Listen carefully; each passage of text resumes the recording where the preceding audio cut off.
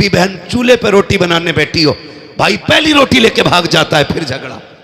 वो कहती बनने तो दे।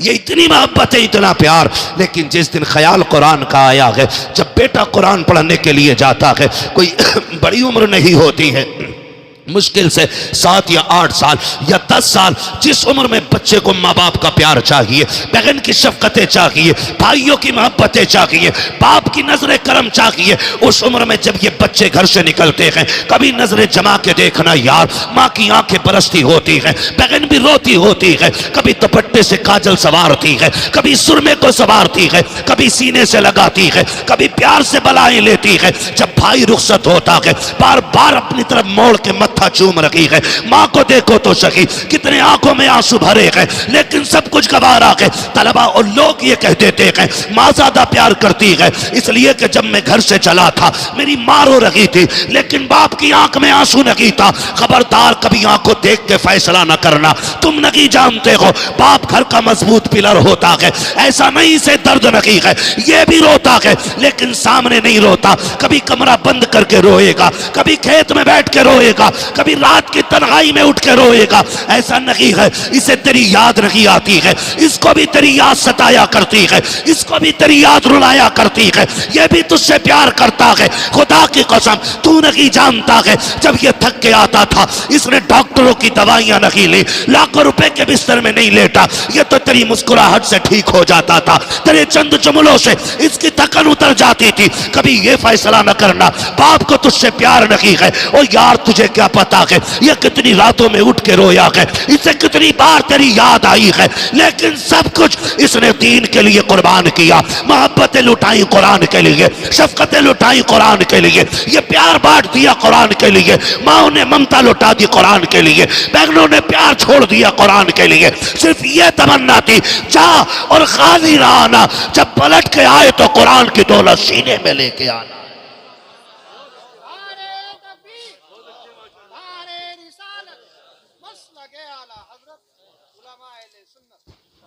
तो भाई बड़ी कुर्बानियां होती हैं माँ बाप की भी बेटों को पढ़ाने में। कभी जिगर का टुकड़ा अलग करके देखो दिल से तो पता लगता है, हाँ, किस दिल से माँ बाप बच्चों को जुदा कर देते हैं। ये क्या है? ये कुरान का प्यार है, ये कुरान की मोहब्बत है। मैं पढ़ने वालों से गुजारिश करूंगा, जिंदगी में कुछ बन जाओ ना, उन बहनों को ना भूलना जिन्होंने अपने दुपट्टों से तुम्हारी जूतियां साफ की है। उन रिश्तों को फरामोश मत करना जिन्होंने तुमसे पहले उठ के तुम्हारी तालीम के लिए तुम्हारे टिफिन, तुम्हारे नाश्तों के इंतजाम किए। कभी तुम्हारी वजह से बहन की आंख में आंसू नहीं आना चाहिए। बड़ी कुर्बानी होती है। स्कूल वाले हो या मदरसे वाले हो, सब जानते हैं जब भाई घर से निकलने लगता है और कीचड़ में पैर सन जाए, दौड़ के आके कहता जूता सन गया, कोई कपड़ा ला के जूता साफ कर। बहन कपड़ा ढूंढने में वक्त नहीं लगाती, अपने सर की इज्जत उतार के तेरे जूते रगड़ने बैठ जाती है। कहती भाई तेरे पैर का धब्बा ना रहे, भले बहन के सर पे चादर रहे कि ना रहे।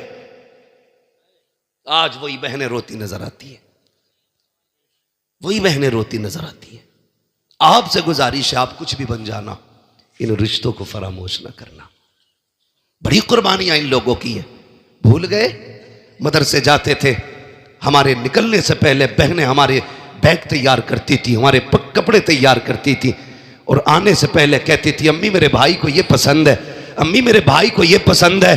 खुदा की कसम बहन के चेहरों में माँ के चेहरे नजर आया करते हैं।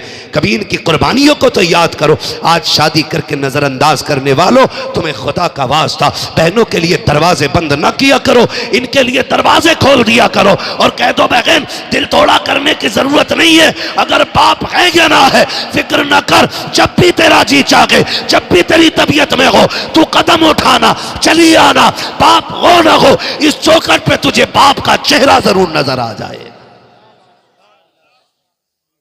अंधेरा की भला था कि कदम राह पे थे, रोशनी लाई है मंजिल से बहुत दूर हमें।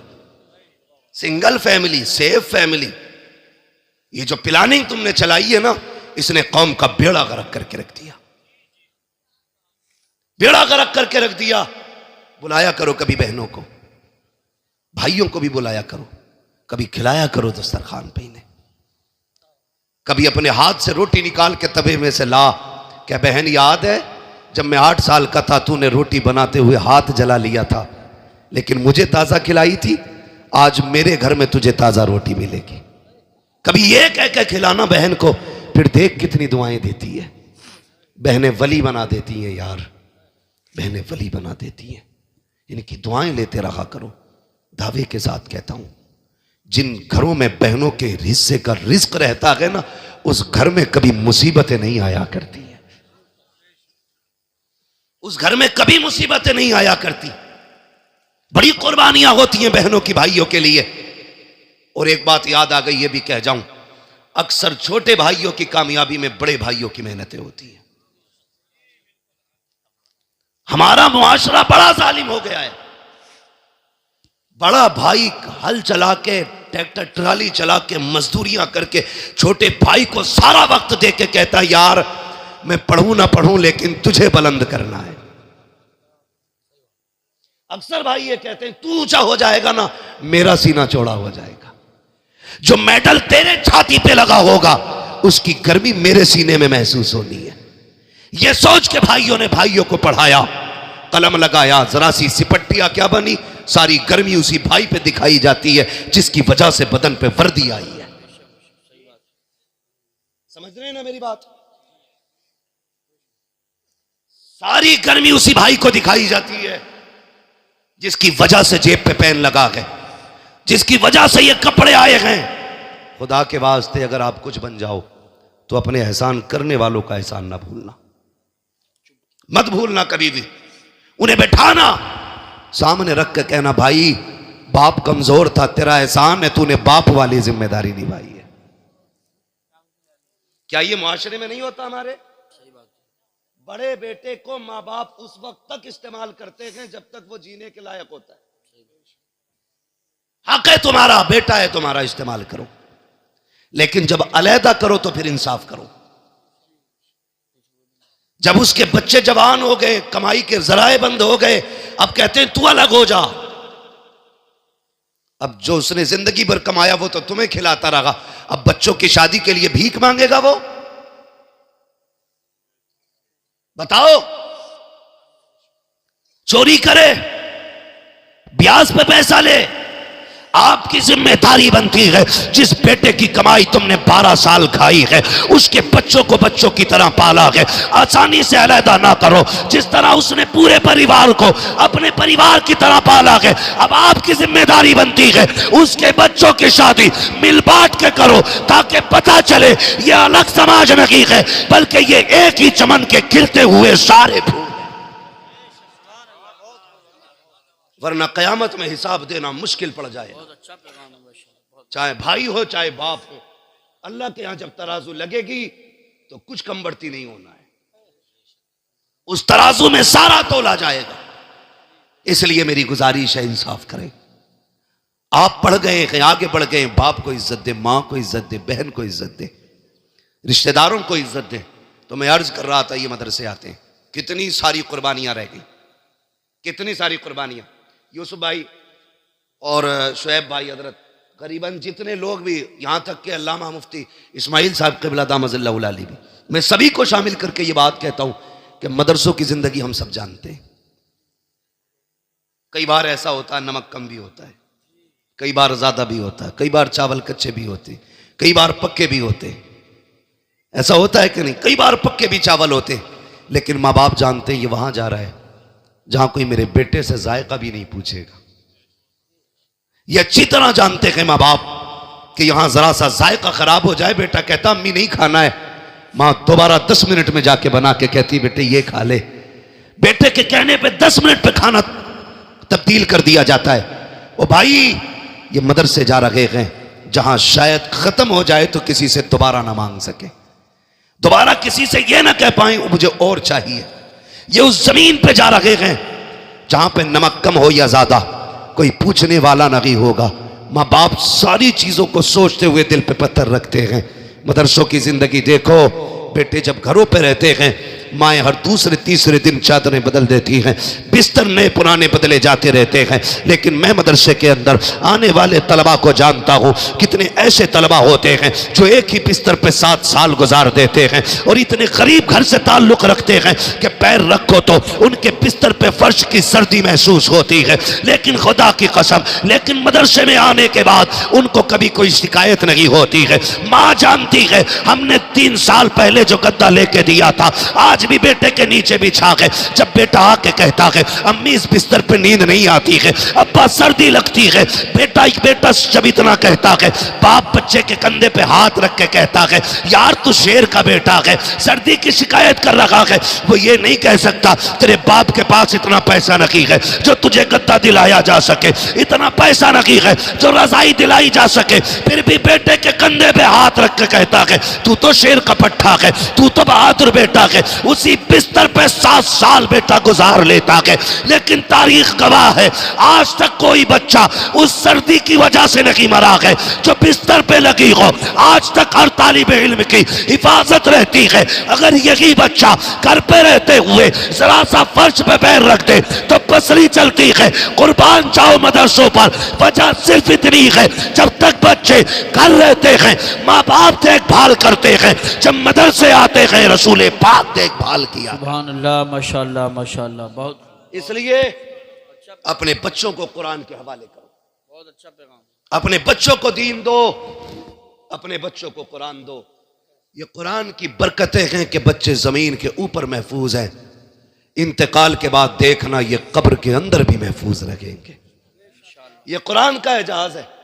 मैं ये बात आपसे कह रहा था, बड़ी कुर्बानियां इनमें लगी है, बड़ी मेहनतें लगी हैं इनके साथ माँ बाप की, बड़ी कुर्बानियां हैं घर वालों की। मेरी गुजारिश है पढ़ने वालों से, आखिरी बात कह जाऊं, इजाजत है ना? अभी 5 मिनट और चलें, 5 मिनट और, अभी तैयार हैं? जितने लोग सुनना चाहते हैं जरा कह दें या रसूल अल्लाह। सलामत रहो, जियो, अल्लाह आपको बरकत अता करे। भाई ये कुर्बानियां अल्लाह जाये नहीं फरमाएगा बेशक। अब मैं इन हाफिजों से बात करता हूं सिर्फ। मेरे भाई आपको ना ये जो कुरान दिया गया है इसे बहुत संभाल के रखना है, बहुत संभाल के रखना है। किस दिन के लिए? जिस दिन बाप का इंतकाल हो जाए और वो कब्र में चला जाए, दुनिया मुट्ठी भर मिट्टी डाल के अपनी फर्जियत अदा करके लौट आए ना, तुम्हें लौट के नहीं आना है। क्या बात है, तुम्हें लौट के नहीं आना है। क्यों यूसुफ भाई?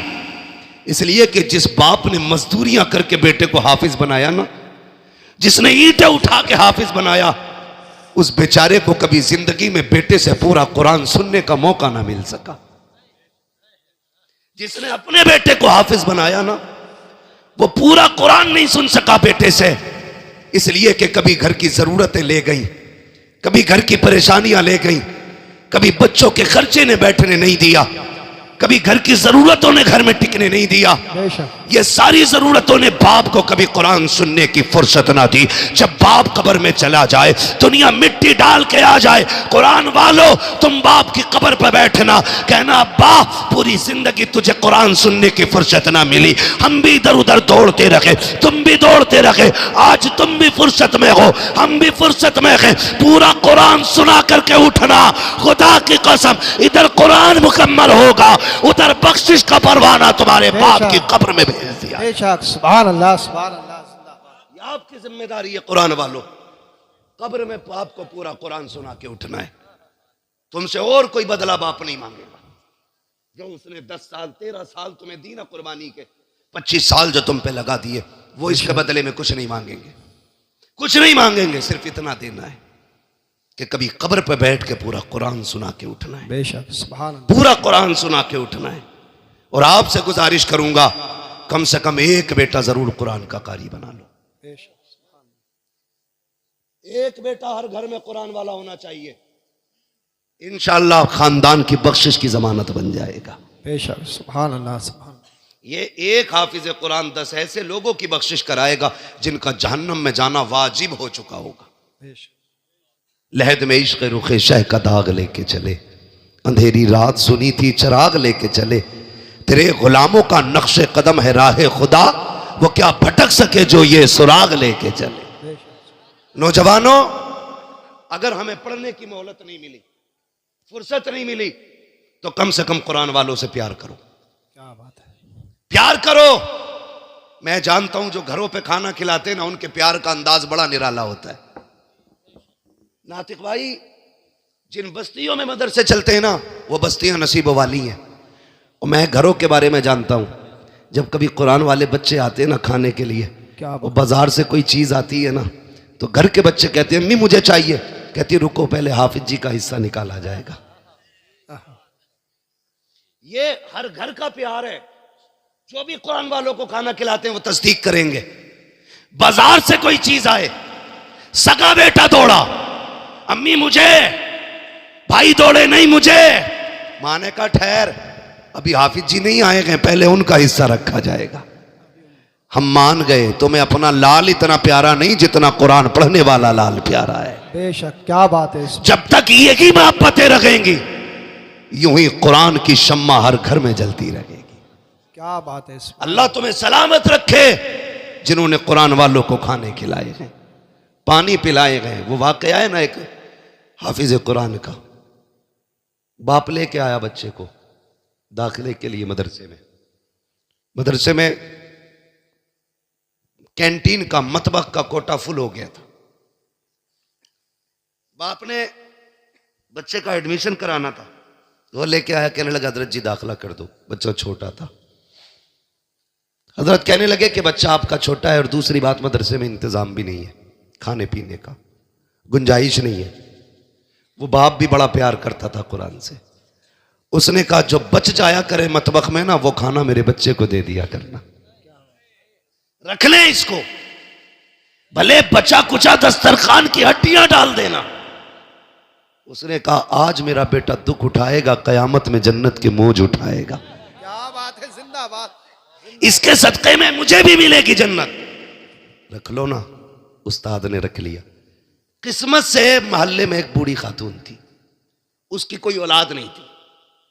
उसने मदरसे में आके कहा कोई बच्चा भेज दो, मैं अकेली खाना खाती हूं, अच्छा नहीं लगता है, एक बच्चा मेरे साथ खाएगा, ऐसा लगेगा कोई मेरा लाल खा रहा है। क्या बात है, कोई मेरा लाल खा रहा। सुन रहे ना? उसने कहा कोई मेरा लाल खा रहा है, मुझे भी रोटी अच्छी लगेगी। उस्ताद ने देखा वही बच्चा जिसको बाप छोड़ के गया, कहा चल इसको रोटी तू खिला दिया करना। बच्ची का, उस बूढ़ी का दस्तूर था, पहली रोटी उस बच्चे के लिए उठा के रखती थी। पहली रोटी बनाई, बड़ी बूढ़ी थी, निकाल के रख दी, कहा ये पहली रोटी मेरे बच्चे के लिए। बाकी रोटी अपने लिए बना के खाई, और बच्चा जब आता था फिर वो खाता था। लेकिन दस्तूर था, पहली रोटी बच्चे को खिलाती थी। फिर जब इतना प्यार बच्चे को मिला ना, तो बच्चा उसे मां कहने लगा, वो उसे बेटा कहने लगी। सुनना बहुत गौर से, बेटा कहने लगी। एक वक्त गुजरता चला गया, रिश्ते मजबूत होते चले गए, ताल्लुकात मजबूत होते चले गए, वक्त बढ़ता गया, बच्चे का कुरान मुकम्मल होता गया। जिस दिन आखिरी सबक कुरान का बच्चे ने सुनाया, उस्ताद की दरसगाह से उठा, खानदान वाले खड़े हैं, घर वाले खड़े हैं, कोई हार डालने आया है, कोई सीने से लगाने आया है। बच्चा कहता नहीं मुझे यहाँ नहीं रुकना है। कहा क्यों? कहा पहली मुबारकबाद मुझे उसको देनी है जा करके जो मुझे पहली रोटी खिलाती रखी है, जिसने पहली रोटी खिलाई है। कहता जब दौड़ के बच्चा गया है, देखा घर के दरवाजे पे भीड़ लगी है, लोगों का हुजूम है। कहा बात क्या है? कहा जो तुझे खाना खिलाती रखी है, आज उसका इंतकाल हो गया है। चीख निकल जाती है बच्चे की, रो के कहता है ए माँ, जिस दिन के लिए तूने खाना खिलाया था, आज वो खुशी का दिन आया है। तू अपने बेटे से वो खुशी की खुशखबरी ना सुन सकी, इतना रोते हुए चला, हाथ उठा के कहता है जा माई, कोई तुझे क्या देगा, मैं दुआ करता हूं मालिक तुझे टुकड़ों के बदले में जन्नत देगा। ये कह के पलटा है।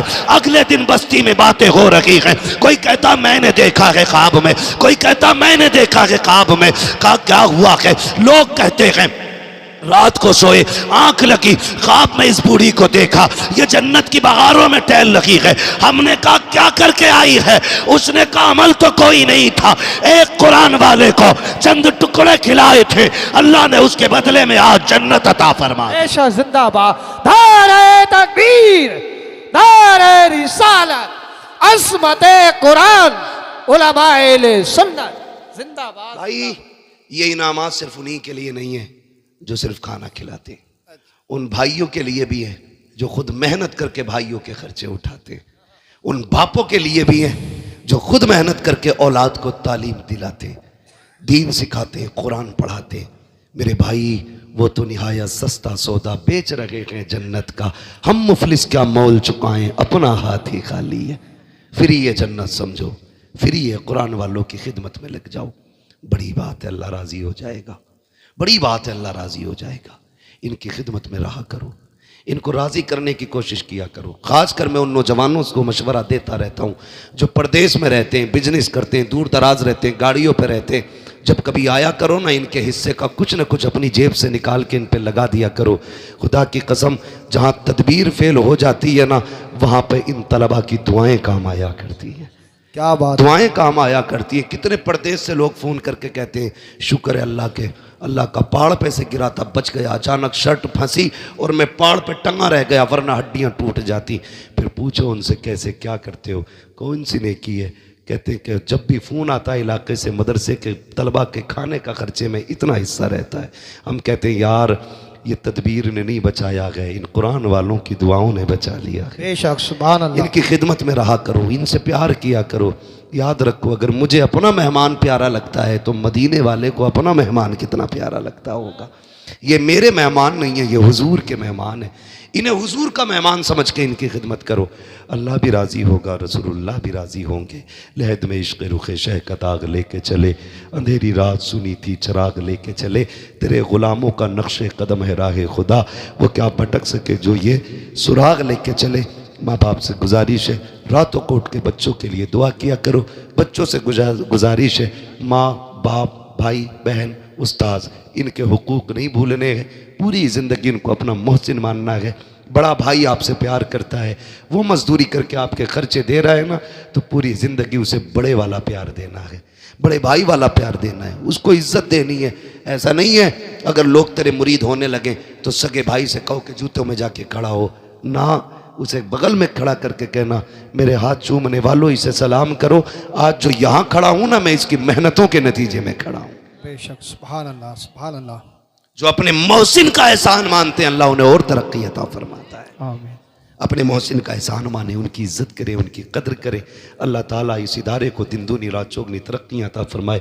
मौलाना शुएब साहब बड़े ही अखलाक के, बड़े खुश अखलाक के मालिक हैं, बड़ी मेहनती जफाकश। मौलाना नातिक रज़ा साहब और इनके तमाम जितने भी स्टाफ के लोग हैं बड़े मेहनती लोग हैं माशाअल्लाह, इनकी मेहनतें नज़र आ रही हैं।